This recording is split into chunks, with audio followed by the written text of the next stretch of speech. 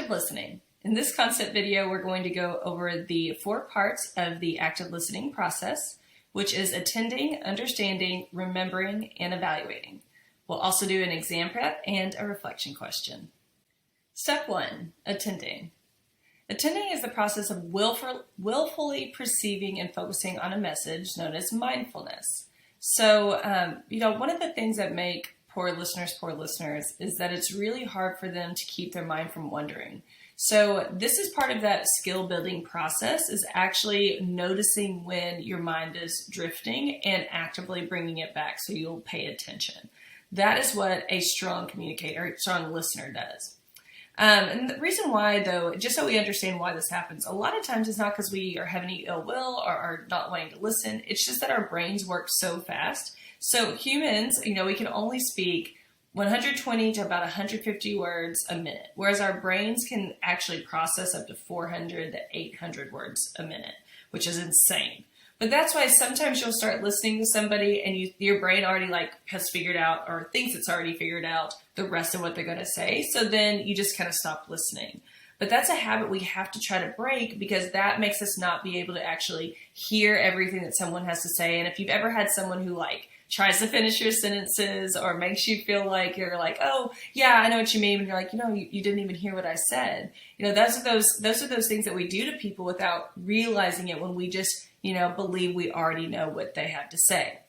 So if you want to grow in being a good communicator, a good listener, here are some steps that we want to take when it comes to attending to a message. So 1, we want to get physically ready to listen. So remember, in the last chapter, we talked about body positioning, where are you facing your body, where are you looking, your eye contact, all of those things. Get physically ready, move your body to face somebody, put stuff away. Really acknowledge okay, my physical space, is there anything that I need to either maybe turn off the TV or whatever it is. But if someone's really wanting to have a conversation, it's important that you physically get ready to listen to them. And then step 2, resist mental distractions. So it's really hard to block out other thoughts that come in, especially when someone's talking and they're sharing maybe their feelings, and maybe you're more of an action-oriented listener and they're more of a people-oriented, so they're sharing lots of details and telling you lots of things and telling you about their emotions, and you're just thinking, okay, yes, what's the point? It's really hard for you not to want to just but try to make yourself start focusing on maybe emotion, or how can I match their emotion, or, find something that will keep your attention so you won't, start to let your mind drift. And then, one of the things I did want to mention with that is the 3 types of mental distractions, which can be visual. And that means somebody walking into a room, you can't really help that, but sometimes that is going to distract you. People talking beside you, stomach growling, those are other ways other than just daydreaming. And so that is something say you're at a coffee shop with a friend, and obviously you're going to have lots of things happening around you.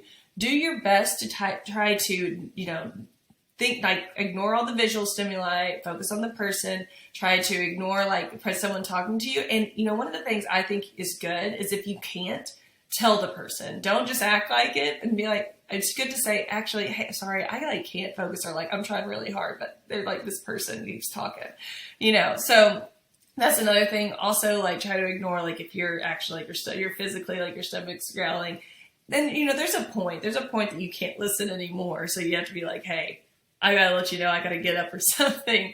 But it's important to try it first, to try to kind of ignore that for the time being so that you can focus directly on the person. And then next, hear the person out. Often we stop listening because we don't agree with what someone's saying, and we immediately think, oh, I don't want to listen to this. I don't think we're going to have anything in common. We assume we know what they're going to say. That's often the worst. If my husband and I ever have conflict and we're talking, sometimes his tendency, because he is more of that action-oriented, is that he thinks he already knows what I'm going to say, so then that's what he wants to talk about. And I'm well, that's not what I was feeling at all. But, there was that assumption because he only heard a part of the message. So that is something that we want to do, especially when it comes to conflict, but really in everyday situations, communicating with people. Don't just assume you know what they're going to say. Let someone hear them completely out. Try not to become highly offended. One of the best ways, if you really want to have a real conversation or a deep conversation with people that maybe have differing viewpoints, is to actually hear them out fully, hear their examples, and then, they're more likely to hear you back. So try not to mentally argue with people. I sometimes do that, and I really have had to learn how to shut that off and instead just hear them fully and then think about, okay, how can I best communicate back to this person? Step 2 is understanding. So understanding means accurately interpreting a message. So there's a lot of components to this, as you see. First, we want to identify the main point. So we want to think about the surface message and the underlying message. What are they really trying to get at? Here, I think a lot of in the language or the verbal chapter or language chapter when we learned about pragmatics, right? Like there's semantics, which is like the meaning of the word. Then there's pragmatics, which is actually like, what is someone really saying by this message? That's kind of what I think about here. So here's a few questions you can ask yourself to get better at understanding. You could say, what does the speaker want me to understand? And what is the point the speaker is making? So these are the questions we need to be really grasping. And sometimes that's, like I said, that there's that surface level message. Like, hey, this is how I'm feeling on something, and it's talking about maybe one specific issue. But there's always that underlying issue as well, where you're really like, okay, but this is really what's upsetting you, right? So you want to think about that. And then again, I have there the concept connections on pragmatics. So then step 2 is ask questions. A question is an interrogative word, phrase, or sentence designed to get additional information or details. This is something that, especially if you're a time-oriented listener or an action-oriented, this may be a little harder for you because you're just like, I don't want a lot of details. But you want to try to break through that, because in order for you to fully understand anybody, you cannot assume you know anyone fully or their thoughts fully. That's very that would be very kind of egotistical of us to think that, right? So instead, think, okay, let me find the details I don't really understand, I'm not grasping, let me look for those. And if they're not expressing them, that help, let me think of some ways or some questions I could ask to help with that. One of the things, there's 3 types of questions we can ask, and we want to be aware of which kind we want to ask in the situation. So there's questions to get details. There's questions to clarify word meanings, like your semantics, like what are you actually meaning by this? And then clarifying feelings. So depending on the situation, you want to think of what is the best question to ask, because not all questions are great in all situations. Like if somebody is really stressed out and they're like, hey, can you run to the store and get this? Say my husband's really stressed out and he said, hey, can you run to the store and get this? We're having a bunch of people over and I'm cooking. Can you actually you probably wouldn't give me that much detail. He's just like, hey, can you run to the store and get this? And I can tell he's stressed. So I'm reading that, but I'm just like, what do you mean? And if I said that, what do you mean by that? That probably make him like, Helen, go to the store and get blank, right?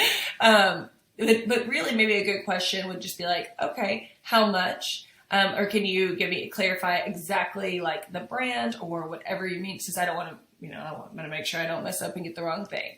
So saying something like this, like if I really don't understand, just being really vague isn't the best way to go about things. So be specific in your question asking and know why you're asking that question. Next, we have paraphrasing. And paraphrasing is really good if you can do it well. Some people kind of use this in a passive aggressive way, like, oh, so you're saying that we don't want to use paraphrasing like that. Paraphrasing is honestly, it's the process of putting your interpretation of a message into your own words. And if it's done well, it gives the speaker the chance to verify your understanding. Meaning you can, you could kind of paraphrase the content of a message. So this focuses on like what the meaning of the message is. So I might say, so when you said blank, that I heard this as blank, is that what you mean? That would be a good way of doing it. Or if I said, or you could do a feelings paraphrase, which is focusing on the emotions attached to the message. So I could say, hey, I hear you say this. I notice your tone is this way. Are you feeling like this? Or, okay, I heard you say you feel this way. Am I perceiving that correct? Or am I hearing that correctly? Those are good paraphrasing strategies, because then it allows the person to, one, know that you're hearing them and you're listening to them. I shouldn't say hearing, listening to them, but also that you care and you want to actually seek clarification.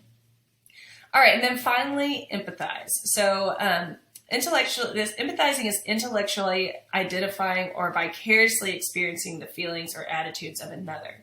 So there are three approaches to empathizing. There's three levels to it, I guess I could say, and all are going to sound very similar, but they're different. So the first one is empathetic responsiveness. So this is a parallel emotion response to another. So that means like if someone is telling you that they're stressed about bills, and or like they're talking about bills and they're talking about all the things, or like, costs of stuff growing up, they're telling you all these things. Maybe you've experienced that too before, so you're like, oh, I could understand. I could feel how anxious you might feel about that. Like, right, that's that. You maybe aren't feeling the anxiety that they're feeling, but you can see, like, you have a parallel experience you can relate to. Then there's perspective taking, and so understanding the circumstance that caused the feelings. This one is like, okay, maybe I don't grasp how you feel, but I can understand why the situation caused you to feel this way. And then there's sympathetic responsiveness, and this is actually experiencing the feelings of another. Like for me, if someone ever talks about something that happened to a child or anything, I think about John Ryan, and it's like I can actually feel it. So there's sometimes that we hear someone and we hurt with them. That is, or we feel what they're feeling. That is sympathetic responsiveness. So these are all steps that we can take to be better understanders of people's messages. Step 3, remembering. Remembering is being able to retain and recall information for later. So this will be a little quicker. When it comes to interpersonal relationships or our day-to-day conversations, it is actually pretty important to retain information, especially if it's something like, for me, I need to remember to go do these things for John Ryan or for my husband. Or it might just be something as simple as you're meeting someone and you're wanting to remember their name, right? Like that's a really important skill to be able to do, is remember people's names. So there's some skills that go along with that.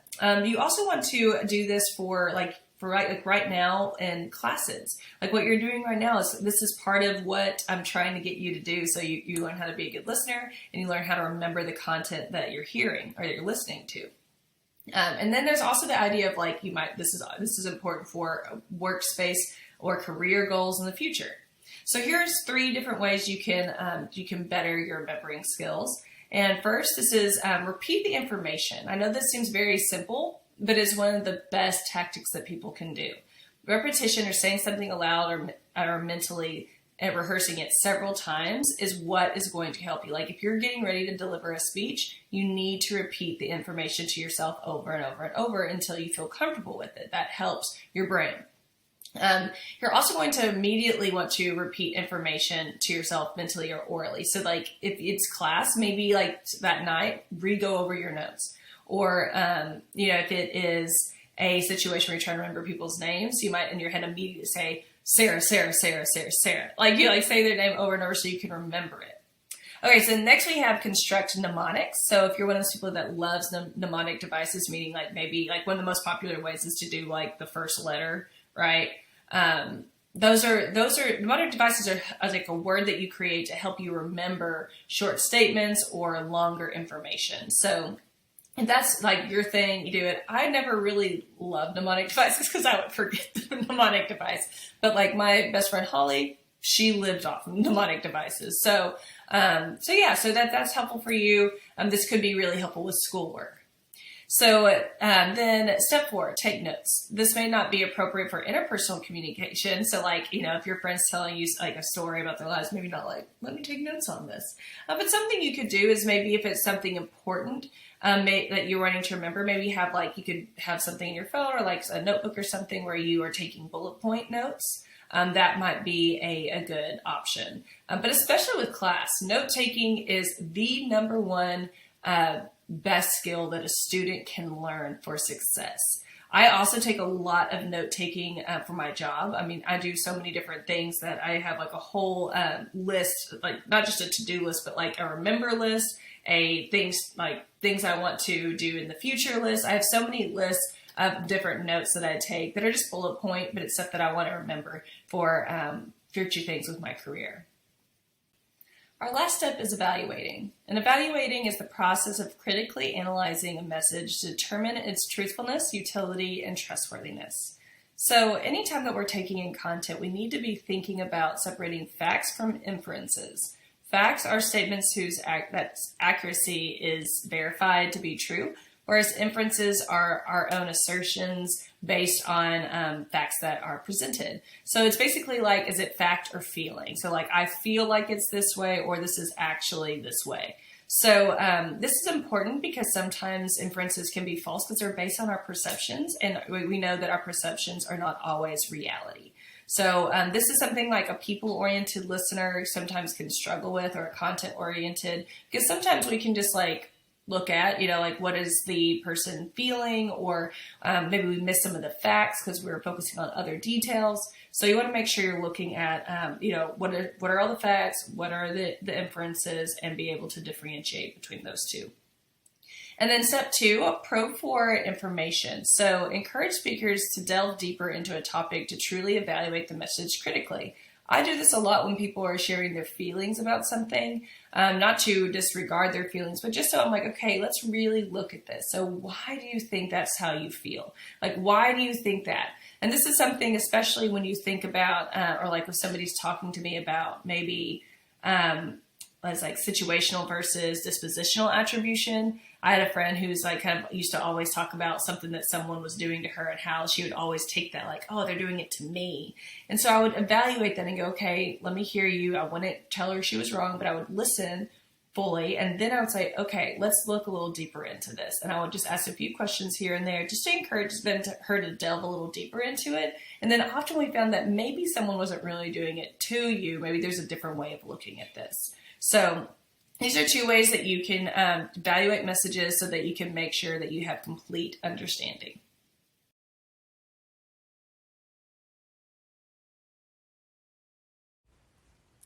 All right, here's your next exam prep. Make sure that after answering each question, you actually consider the why behind the answer. Again, this will help you better be able to communicate in class or on the online discussion forum about your answers.